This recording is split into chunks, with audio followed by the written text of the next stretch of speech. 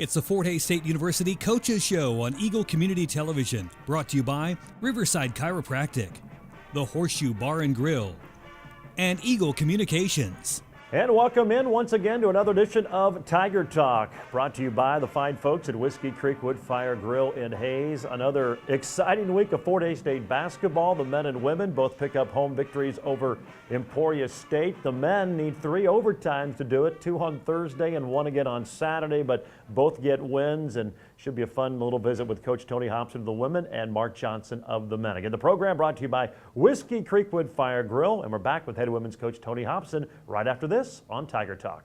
But I'm a very active person and like to work out, train for different runs, things of that nature, and the back problem was keeping me from doing that, and now I'm able to do those, so it makes my life a little better and me a little happier. Hi, I'm Dr. Ewing, and here at Riverside Chiropractic, our goal is to get you out of pain as quickly as possible and teach you how to stay out of pain. Riverside Chiropractic, 1220 East 27th Street in Hays. Listed in the Next Tech directory. Get some great food. The Horseshoe. Looking for a place to feel at home? The Horseshoe Bar and Grill on the corner of 8th and Vine in Hays is a place to get a great drink, some great food with all of the comfort of the old-time local pub. Owners Bob and Jennifer Huff welcome you to the Horseshoe Bar and Grill on the corner of 8th and Vine in Hays, where you are a person, not just an order. And welcome back to Tiger Talk, joined now by head women's basketball coach Tony Hobson. His team winning a couple of big games this past week, Thursday night, knock off third-ranked Emporia State, and then obviously a nice win over Washburn Saturday. And we kind of talked about the importance of those games, and it'll be pretty hard to find a bigger week and a better and maybe more satisfying week during the regular season than what your team and yourself got to experience. 2 really, really nice wins by your squad against obviously very, very good programs. Well, it can't get any bigger in the regular season than those 2 coming in here back-to-back games and getting the performances we did out of our kids 2 nights in a row, those games back-to-back. So just a great week for Tiger basketball here, and it was just good to see our kids kind of turn around and get some things figured out. We came off a tough week the week before, and just a great rebound week for us. You know, I thought you said something interesting in last week's program. Even though you dropped 2 out of 3 and weren't feeling really good about things, still in a good position. And when you're 1 win away from feeling really good about yourself again, that's not a bad place to be. And then you get 2 of them, you feel obviously much, much better and put your team right back in a position to make a run at the league championship. Well, we weren't that far away. I mean, it wasn't like we were in necessarily a great position, but we weren't desperate.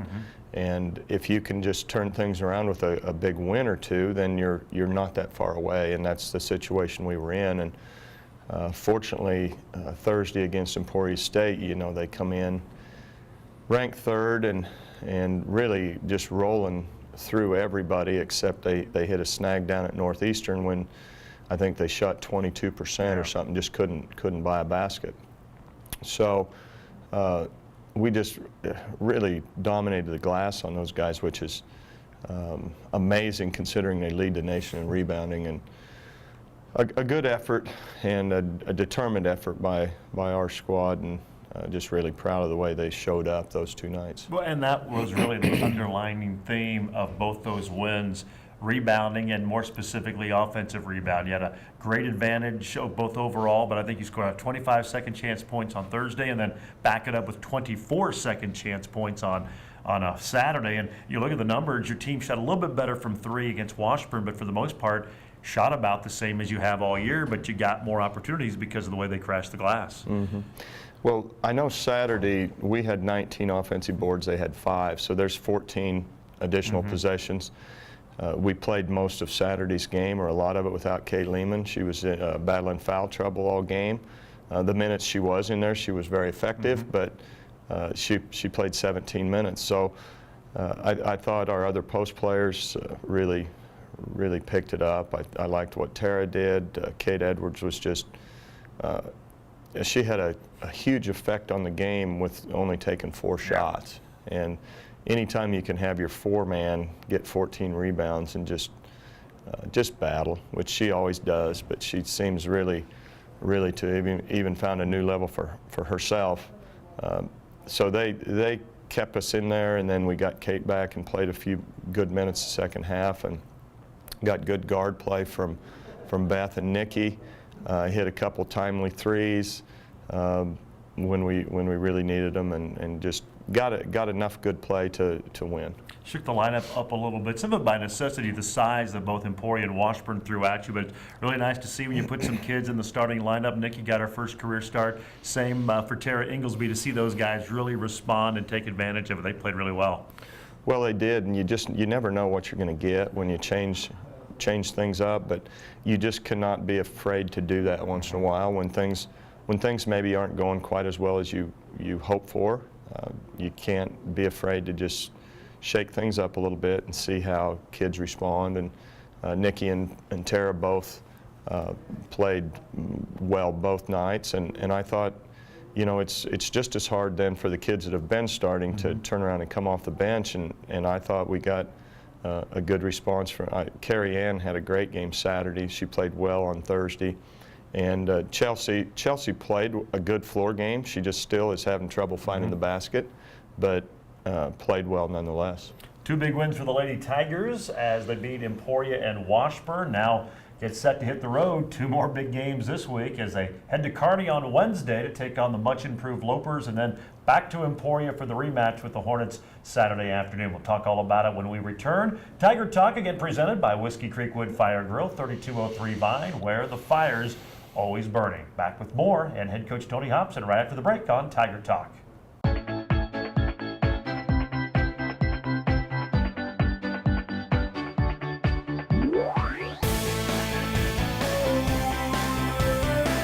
Fuse together your internet, TV, and phone seamlessly.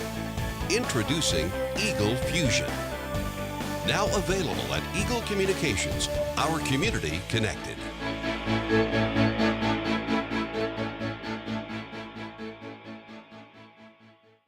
Looking for a place to get a great drink? The Horseshoe. Looking for a place to get some great food? The Horseshoe. Looking for a place to feel at home? The Horseshoe Bar and Grill on the corner of 8th and Vine in Hayes is a place to get a great drink, some great food with all of the comfort of the old-time local pub. Owners Bob and Jennifer Huff welcome you to the Horseshoe Bar and Grill on the corner of 8th and Vine in Hayes, where you are a person, not just an order. And welcome back to Tiger Talk, presented by Whiskey Creek Wood Fire Grill, 3203 Vine in Hayes. Gerard Walbrock and head women's coach Tony Hobson as the Lady Tigers get set to hit the road. And I guess one more thing on the weekend, you kind of touched on it a little bit earlier. Kate in foul trouble Saturday, and haven't been too many games she's been in that situation. You have to like the way your team responded and found a way to win a kind of a grind them out game like that with, as you said, Kate's still very effective, but not the way we've seen her in the past because she had to sit on the bench so much. You know, sometimes when you have a real marquee player like Kate is, some of the other kids, you know, they just rely too much on her and say, hey, the game's close, let's give it to Kate and stand around and watch and see what she does this time to get us going. And we just did not have that luxury the other night. So you saw Tara step up. I thought Paige played meaningful minutes the first half as in a reserve role. Kate Edwards, and then you just saw different people kind of take control. And I think you're seeing Nikki take a good charge, especially against that zone. And that's one reason why it was such a slow, grind 'em up type game, is because that's how they want to play. So it was refreshing to see that, and hopefully down the road, if we have all of our weapons out there, it should help us in those close games. Well, back on the road for Fort Hays State, starting Wednesday in Kearney against the Lopers, and a much improved Loper team. They gave Emporia a pretty good run on Saturday. You look at their scores; they've been right there, even though their record may not be like some of the others. They're a lot better this year, it looks like. Well, they're way better, I think. If you just look at some of their results, I mean, they lost at Pitt in overtime. They lost by 3 at Northeastern after being ahead by 15. They gave Emporia, a single-digit game up there just Saturday. They played Washburn tough. They were only down 2 or 3 at half. So they have just not been very cooperative up at their place, especially. they play hard. They have some additional size this year that they didn't have last year inside, and we'll have a tough game. There's no doubt about it. They're just they're markedly better than they were last year, even though maybe their record doesn't reflect it. If they were in the East Side, they would be one of the top 3 or 4 teams, I think. Yeah, and new to the league, but you know, Fort Hays State's still a pretty big game for them. They're going to be pretty excited, and imagine you're going to get maybe their best shot they've had all year, trying to knock you guys off on Wednesday. Well, I know we'll get their best shot, and it's one of those games where we have to just kind of be concerned about us, and if we get the same kind of effort we've got the last 2 games, I like our chances. If we don't and we're a little flat, then you know, who knows what will happen. Should be very interesting. Always exciting when the Tigers and Mopers get together. And I know you haven't looked at it, but then you go to Emporia on Saturday, and I'm sure they'll be ready, and that'll be a tough one. But hopefully your team can answer the challenge, because that's obviously a key game if you want to try to have a chance to win a league championship this year. Well, it is. We just can't lose very many more games. We've got 4 losses, and I don't see, boy, 4 would be about the limit on being up there. So, you know, 2 big games. First of all, we have to get the one Wednesday, and then we can worry about trying to figure out how to go in and beat Emporia. They haven't lost on their home floor, and you know what they're going to be thinking. They do play Washburn on Wednesday, so they don't have a walkover by any means there. But that'll be exciting. There'll be a big crowd, and they'll be out for scalps, you know, and we just have to make sure that we're ready to go in there. I mean, our kids will be ready to play, but some of them haven't experienced that place yet, and it'll be interesting. Should be another fun week of Tiger basketball. Coach, as always, we appreciate the time. Good luck. We'll see you up in Kearney on Wednesday. Okay, thanks, Gerard. That's Tony Hobson, coach of the Lady Tigers, again, Wednesday at Kearney and then Saturday afternoon in Emporia. We'll take a break on the program, which is again brought to you by Whiskey Creek Wood Fire Grill at 3203 Vine and Hayes. We'll chat with head men's coach Mark Johnson right after the break on Tiger Talk.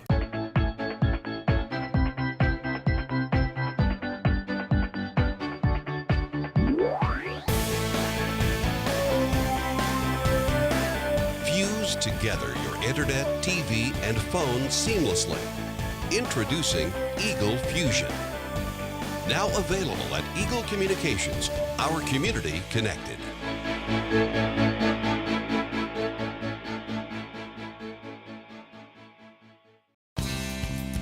But I'm a very active person and like to work out, train for different runs, things of that nature, and the back problem was keeping me from doing that, and now I'm able to do those, so it makes my life a little better and me a little happier. Hi, I'm Dr. Euling, and here at Riverside Chiropractic, our goal is to get you out of pain as quickly as possible and teach you how to stay out of pain. Riverside Chiropractic, 1220 East 27th Street in Hayes. Listed in the Next Tech directory. And welcome back to Tiger Talk, joined now by head men's basketball coach Mark Johnson. 2 thrilling wins this past week for Fort Hays State, double overtime over Emporia State, and then an overtime win over Washburn to go to 18-3, and now in a 3-way tie for second in the conference. And it certainly was exciting, maybe a little bit more exciting than it needed to be, but I guess bottom line, your team found a way to win. That's what they've been doing here lately. Yeah, we knew they'd be 2 hard games. I think you kind of walk away from those overtime wins with probably a little bit different feeling for each game. Really felt like Emporia probably outplayed us. They're a very talented team, had us on the ropes all night, and really just found a way to come back and win that game. Craig, I think, had 36. He was big. Dwayne played awfully well, too. And then we had another guy step up, Choke. He really played well. And then the Washburn game, like you almost have another feeling. Feel like we controlled that game for, 32 minutes and felt like, it should have been taken care of in regulation. And we didn't do it, but, our guys rallied it back and found a way and hit a big shot there at the end of the game, end of overtime to win the game. Dwayne did, and same thing. Craig and Dwayne were big.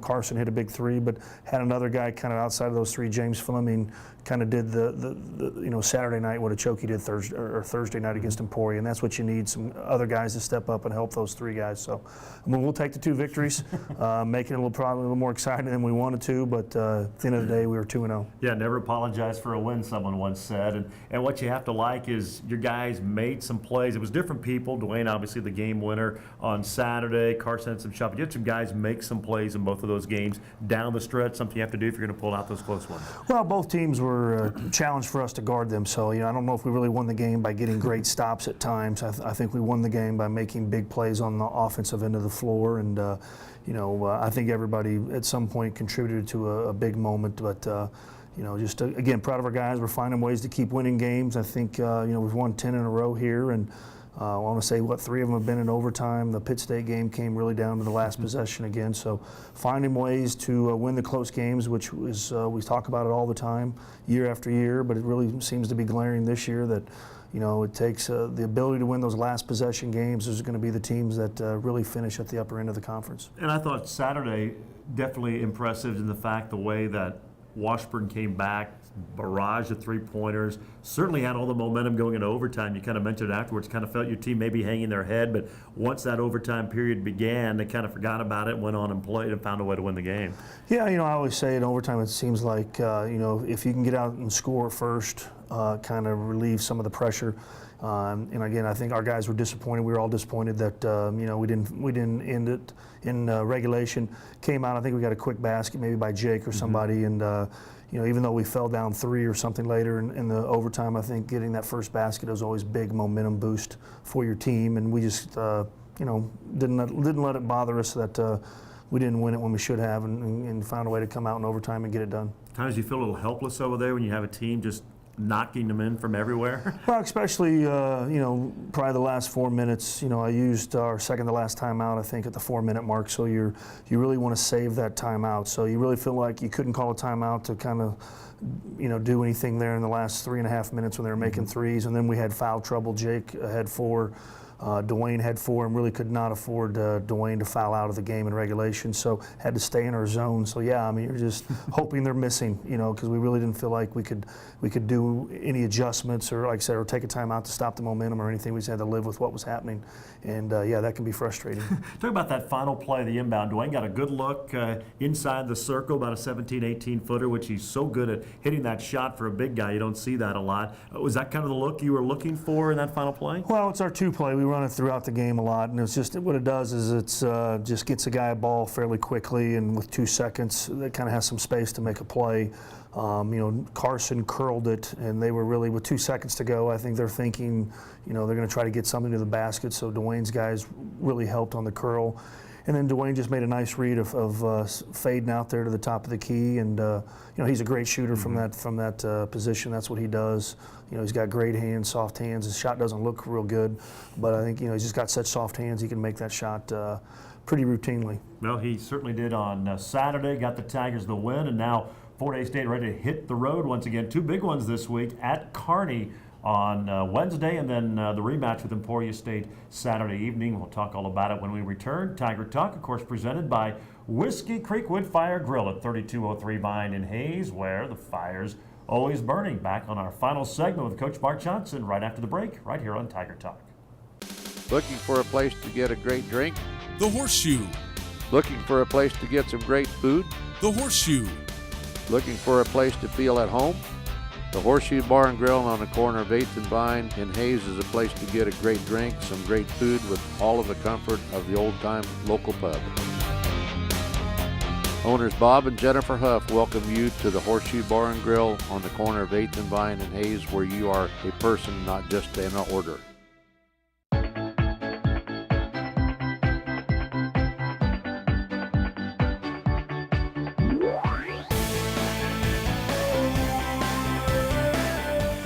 Together your internet, TV, and phone seamlessly. Introducing Eagle Fusion. Now available at Eagle Communications, our community connected.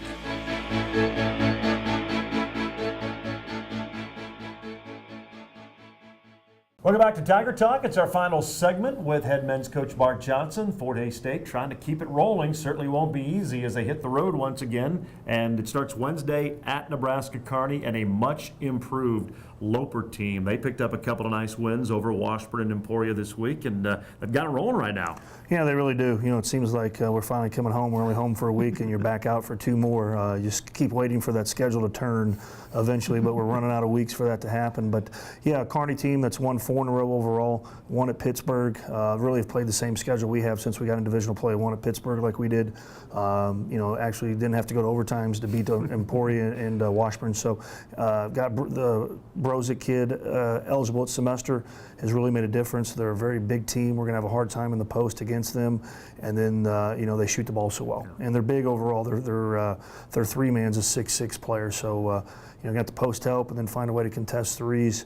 You know, feel like offensively we might be able to do some things with Craig and them athletically off the bounce against what they do defensively.